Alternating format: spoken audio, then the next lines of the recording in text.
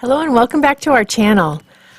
I have finally gotten a loaf of bread to bake around here that I'm so excited about it, so I thought I would share how I did it and what the recipe is.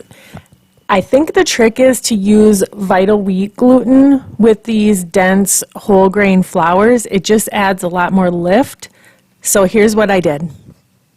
I was just going to throw together a loaf of bread quick here before I go to work. So I'll just quick show you. The first thing that I did was start my yeast blooming in this little cup of water so that I know that it's active. And then I put the salt in the bottom of the bowl first. You always need more salt in a loaf of bread than you think you do. So that's about 2 tablespoons. And then we're just gonna take, I'm using spelt and whole wheat flour. Just gonna move this camera down a little bit more so you can see the bowl. So of the spelt, I'm just going to use 1 cup. And then of the whole wheat flour, I'm going to use 2 cups. These are whole grain flours that we get from a local granary. It's called the Grain Bin. It's out in the country. Kind of a little Wisconsin treasure. And then I'm going to put in a tablespoon of vital wheat gluten. And the reason that I'm using that is because I think that it helps with these whole grain flours kind of add in a little bit more lift to your loaf. And then I'm just going to sprinkle in some oatmeal and a little bit of flax meal just to get some more texture to our bread. I do have a KitchenAid mixer that I can use for this as well, but I ate the last of our bread and I just wanted to quick throw together, get a loaf started here before I had to get on the old work computer. This is 1 3/4 cup of warm water, and I have 2 tablespoons of honey dissolved in it. And then I'm going to dump my yeast in there and just stir this up. This is looking a little bit wet to me, so I'm going to go ahead and just add in probably about 1/2 cup more of the spelt flour. So that's a total of 3.5 cups of flour.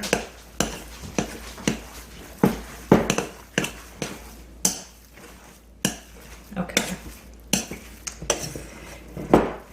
And that looks good. You can see it's coming together, and you could handle it without it just completely sticking to your hands. So that looks good.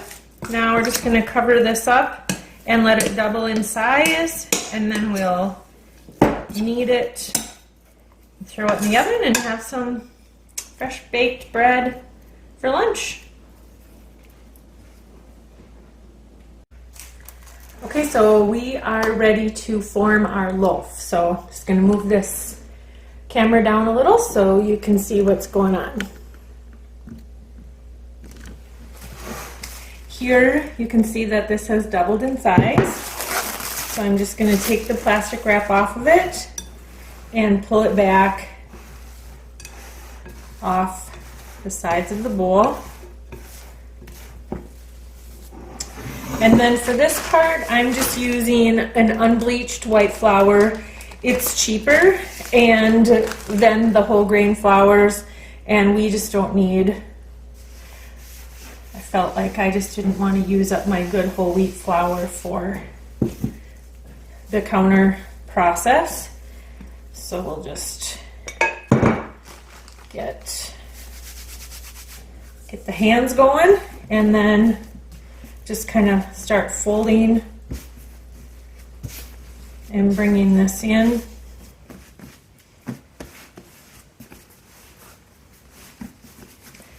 and just give a good knead. Just keep pulling and bringing it back.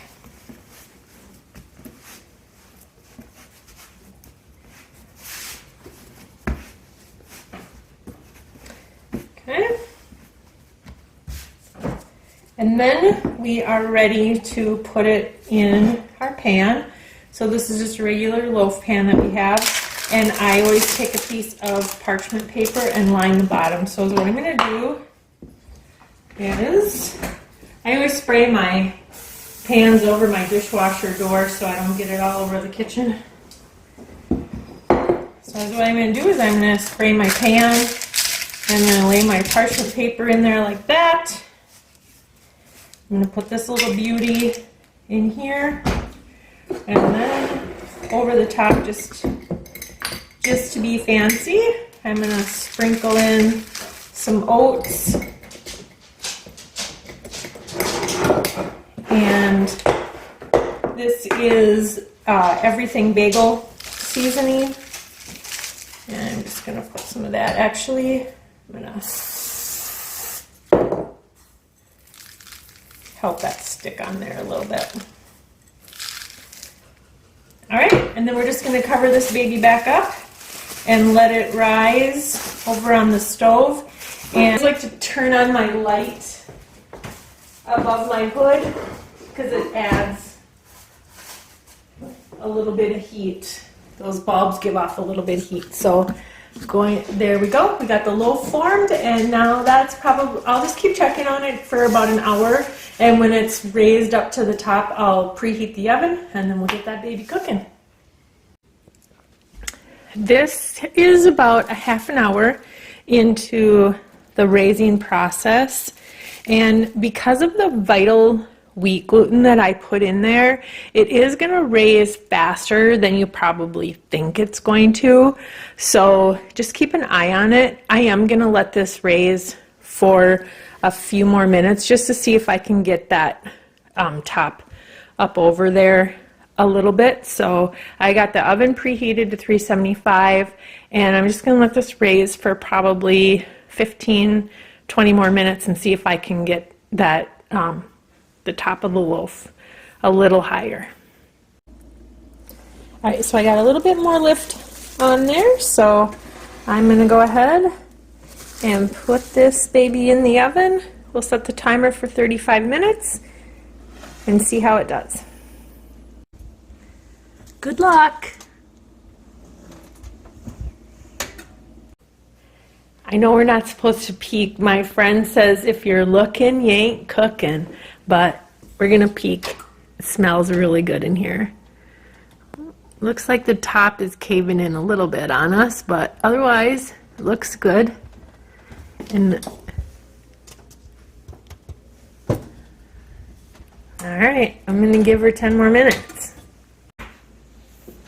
All right, I think our loaf of bread is done, so we're going to grab it out of the oven here.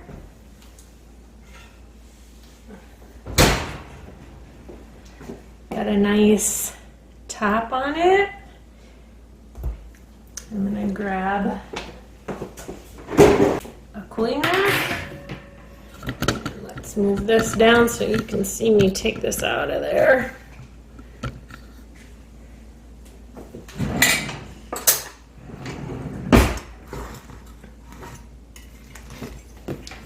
Should be able, ooh, caught the edge of my finger on that hot pan. And there we go. Since we put that parchment paper in there, we got this gorgeous loaf.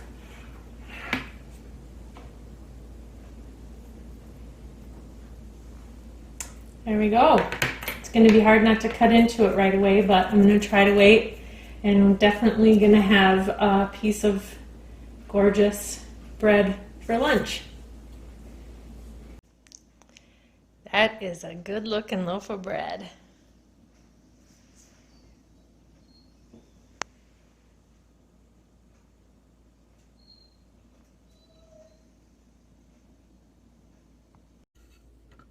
I'll put the recipe for this in the description below, and don't be afraid to try bread. It's as easy as it can be.